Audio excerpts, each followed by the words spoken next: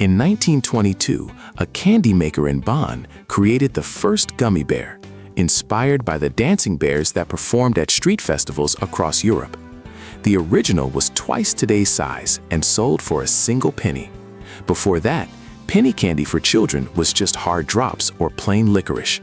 At this factory, the journey begins with a powder made from animal skin.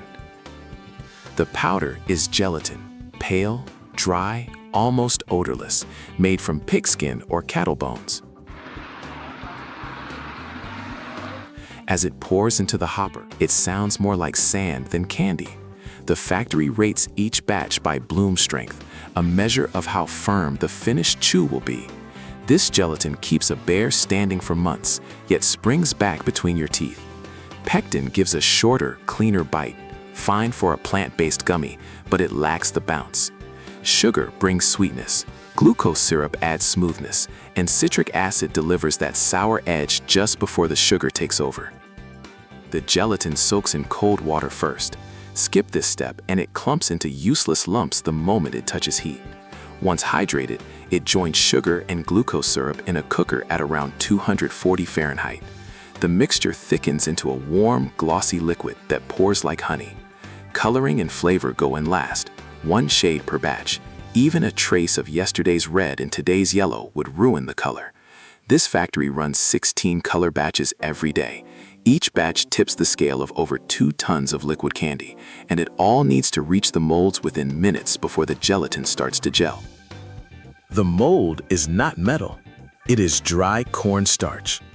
A mogul machine presses hundreds of tiny bear shapes into flat starch trays, and a depositor drops one precise dose of hot candy into every impression. The starch does double duty. While the bear cools, the powder quietly draws moisture from the gelatin, firming it from the outside in. Only 2 technicians on this line are certified to set the starch depth, a fraction off, and the bears come out lopsided. 4 mogul lines run at once, depositing over 30,000 bears a minute, nearly 2 million every hour. The starch itself cycles back through the system hundreds of times before it is replaced, the same powder shaping batch after batch. The filled trays disappear into a curing room. For the next 2 to 4 days, the bears sit untouched, slowly losing water, slowly firming up. Rush the cure and they come out limp and sticky. Wait too long and they harden like pebbles. When the timing is right, each bear emerges firm yet flexible, soft, translucent, and faintly glossy, the chew you know before you even open the bag. That familiar shine is not just decoration. Once the cured bears tumble free of the starch, a vibrating screen shakes every grain loose, and rotating brushes buff the surface clean. A fine mist of beeswax and vegetable oil coats every bear, turning the dull powder finish bright and glossy within seconds. That coating also keeps the bears from fusing together in the package. Without it, a warm shelf would turn the whole bag into one solid gummy block. The wax has to be precise. Too thick and the bear feels waxy on the tongue. Too thin and they still stick. A vision system photographs each bear on the belt, rejecting any that lost a head, a limb, or came out misshapen. This line finishes over 700,000 bears an hour. Scales portion the bears by weight, not by count, into bags that hold the same amount every time. The film is chosen to lock moisture in, because even a perfectly cured bear turns tough if the package lets too much water escape. That barrier is why a freshly opened bag still has that soft, slightly tacky give, even months after leaving the factory. A gummy bear can look perfect and still chew completely wrong. Every hour, a technician places samples under a texture probe that measures the force needed to press each bear halfway down. If the reading runs too high, the batch cure too long, too low, and moisture remains. The curing room is adjusted before the problem spreads. A metal detector gives every sealed bag a final pass before it leaves the line. But gummy bears work by holding on to water. The next candy does the opposite. Cook almost all of it away, and the sugar turns glass clear, rigid, and brittle enough to crack between your teeth.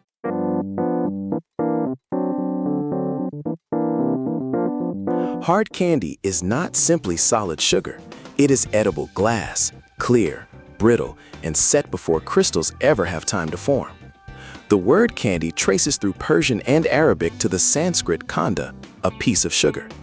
For centuries, candy makers shaped each piece by hand over open flames.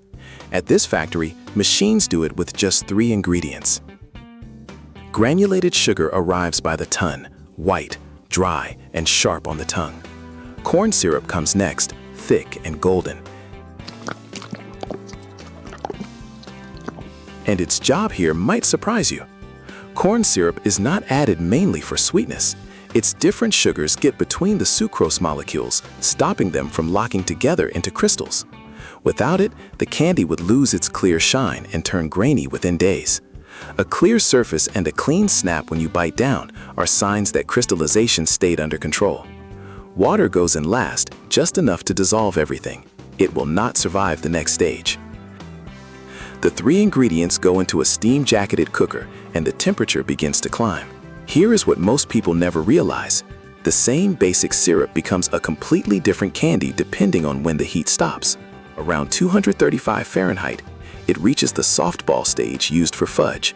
Between 270 and 290, it enters the flexible range used for taffy.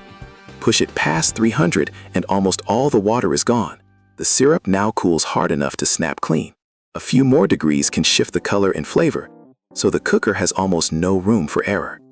The cooker pushes past 300 Fahrenheit, and nearly all the water boils away. Only a few % remains. What pours onto the water-cooled steel table is a molten mass, so hot it would burn skin on contact.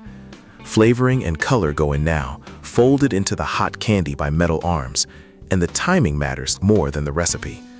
Add flavor too early, and the heat destroys it in seconds. Wait too long, and the sugar stiffens before the flavor can spread. The window is barely a minute wide. As the candy cools, the sugar molecules slow down and lose the freedom to organize. They lock into a random arrangement.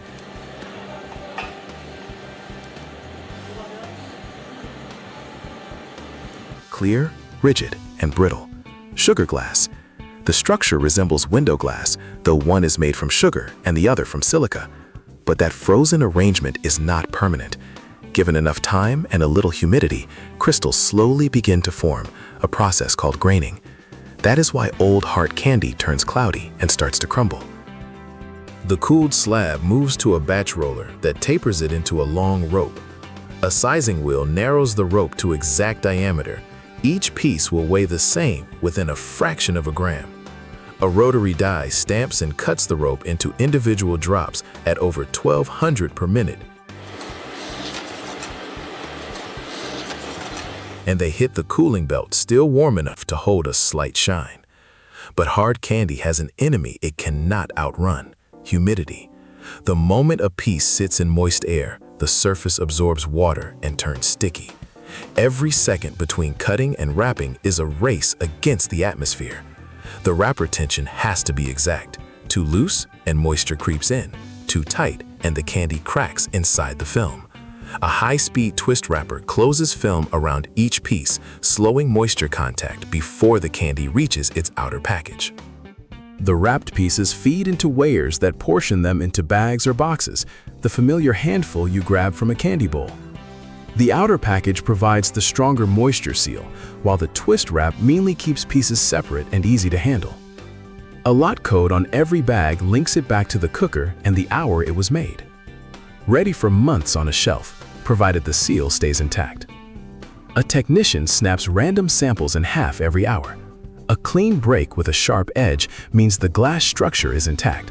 A soft band or a grainy core means moisture crept in or crystals have started to form, and the batch does not ship. A moisture analyzer checks how much water remains in each lot. If the reading drifts outside the target, the batch is held until the cause is found.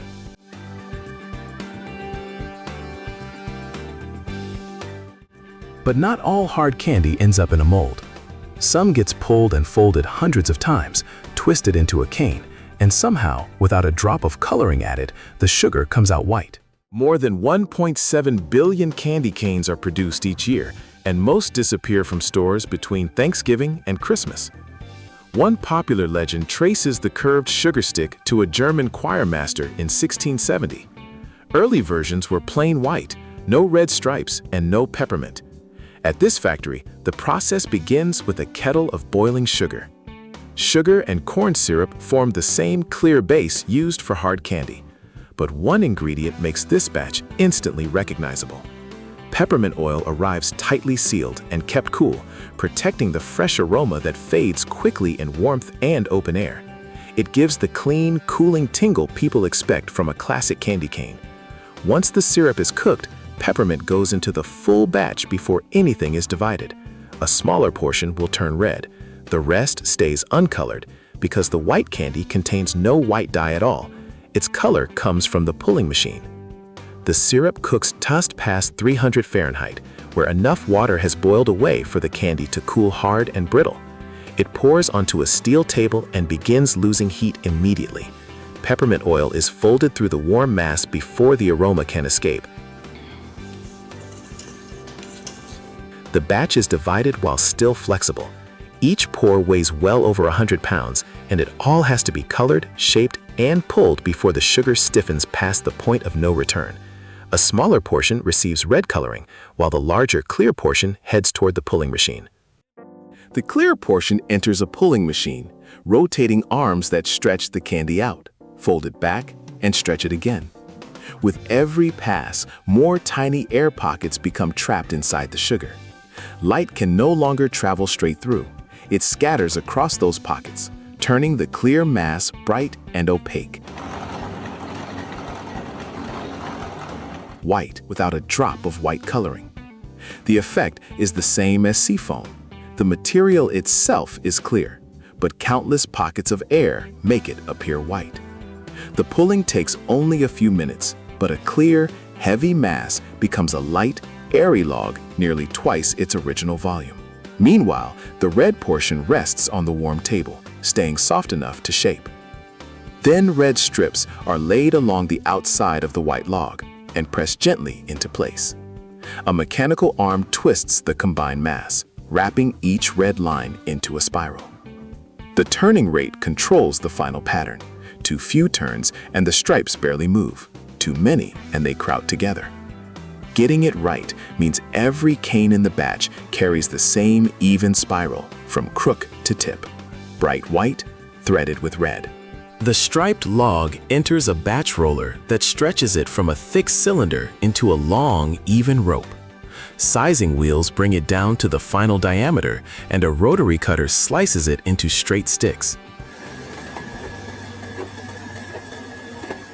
Still warm enough to bend, but only for a few seconds. A forming wheel curls the soft end around a curved die, creating the hook.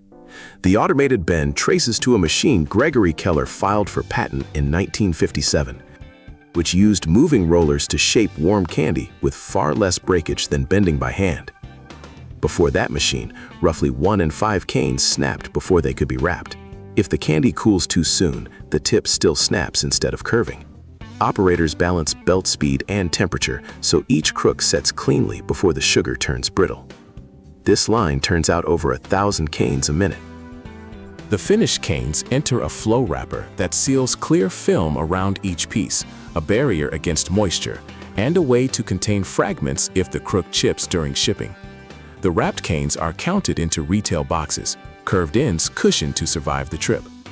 Most annual production leaves the factory before Christmas, so a delay of even a few days can cost the product nearly its entire selling season. A technician pulls random canes and checks 2 things, the crook angle and the stripe alignment. If the curve is too shallow, the cane will not hook over a mug or a tree branch. If the stripes spiral unevenly, the whole package looks off on the shelf. A metal detector scans every sealed wrapper. Any cane with a visible crack or chip is diverted before it reaches the box. A candy cane is shaped and wrapped in a single shift. The next candy spends days building layer after layer, even though it is smaller than the tip of your finger.